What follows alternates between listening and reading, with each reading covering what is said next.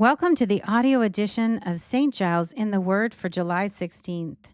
Our readings today come from the New International Version. We will read 2 Chronicles 8 and 9 together today. Let's begin. At the end of 20 years, during which Solomon built the temple of the Lord and his own palace, Solomon rebuilt the villages that Hiram had given him and settled Israelites in them. Solomon then went to Hamath Zobah and captured it. He also built up Tadmor in the desert and all the store cities he had built in Hamath. He rebuilt Upper Beth Horon and Lower Beth Horon as fortified cities with walls and with gates and bars, as well as Baalath and all his store cities, and all the cities for his chariots and for his horses. Whatever he desired to build in Jerusalem, in Lebanon, and throughout all the territory he ruled. There were still people left from the Hittites, Amorites, Perizzites, Hivites, and Jebusites. These people were not Israelites. Solomon conscripted the descendants of all these people remaining in the land, whom the Israelites had not destroyed, to serve as slave labor, as it is to this day. But Solomon did not make slaves of the Israelites for his work. They were his fighting men, commanders of his captains, and commanders of his chariots and charioteers. They were also King Solomon's chief officials, 250 officials supervising the men. Solomon brought Pharaoh's daughter up from the city of David to the palace he built for her. For he said, "My wife must not live in the palace of David, king of Israel, because the places the ark of the Lord has entered are holy."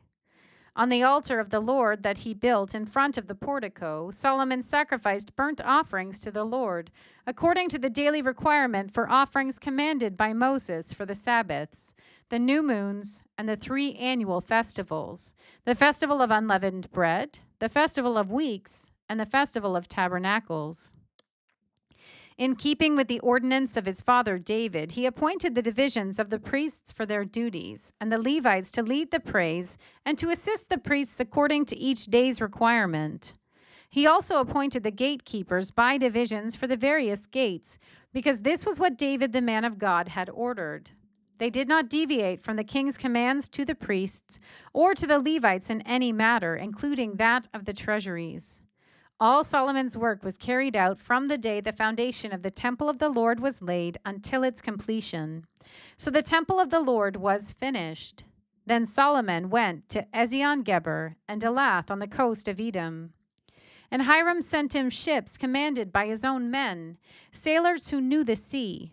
These, with Solomon's men, sailed to Ophir and brought back 450 talents of gold, which they delivered to King Solomon.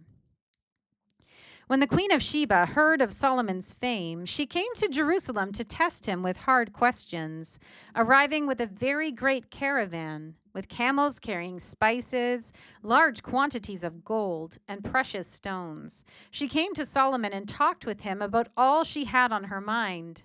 Solomon answered all her questions. Nothing was too hard for him to explain to her. When the queen of Sheba saw the wisdom of Solomon, as well as the palace he had built, the food on his table, the seating of his officials, the attending servants in their robes, the cupbearers in their robes, and the burnt offerings he made at the temple of the Lord, she was overwhelmed. She said to the king, "The report I heard in my own country about your achievements and your wisdom is true, but I did not believe what they said until I came and saw with my own eyes. Indeed, not even half the greatness of your wisdom was told me. You have far exceeded the report I heard. How happy your people must be. How happy your officials who continually stand before you and hear your wisdom. Praise be to the Lord your God, who has delighted in you and placed you on his throne as king to rule for the Lord your God. Because of the love of your God for Israel, and his desire to uphold them forever, he has made you king over them, to maintain justice and righteousness." Then she gave the king 120 talents of gold, large quantities of spices and precious stones. There had never been such spices as those the queen of Sheba gave to King Solomon. The servants of Hiram and the servants of Solomon brought gold from Ophir. They also brought algum wood and precious stones. The king used the algum wood to make steps for the temple of the Lord and for the royal palace, and to make harps and lyres for the musicians. Nothing like them had ever been seen in Judah. King Solomon gave the queen of Sheba all she desired and asked for. He gave her more than she had brought to him. Then she left and returned with her retinue to her own country. The weight of the gold that Solomon received yearly was 666 talents, not including the revenues brought in by merchants and traders. Also, all the kings of Arabia and the governors of the territories brought gold and silver to Solomon. King Solomon made 200 large shields of hammered gold. 600 shekels of hammered gold went into each shield. He also made 300 small shields of hammered gold, with 300 shekels of gold in each shield, for the king put them in the palace of the forest of Lebanon. Then the king made a great throne covered with ivory and overlaid with pure gold. The throne had 6 steps, and a footstool of gold was attached to it. On both sides of the seat were armrests with a lion standing beside each of them.